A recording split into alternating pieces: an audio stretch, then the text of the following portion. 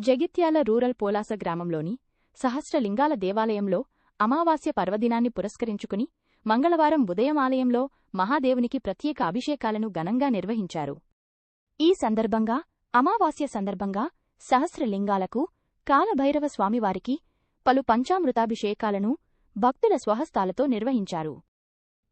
అనంతరం స్వామివారిని పలు పుష్పాలతో చక్కగా అలంకరించి మంగళహారతులను సమర్పించారు. అనంతరం భక్తులు స్వామివారిని దర్శించుకున్నారు.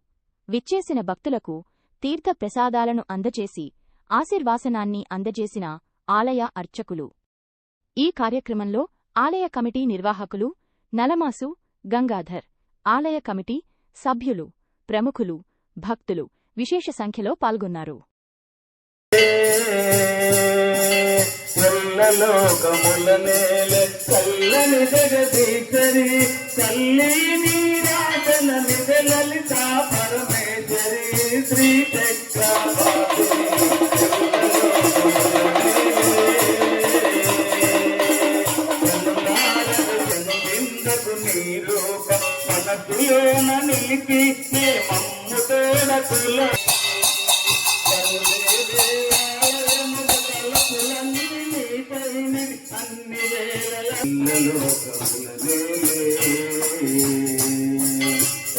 లోకముల నేలే చల్లని జగదీశ్వరి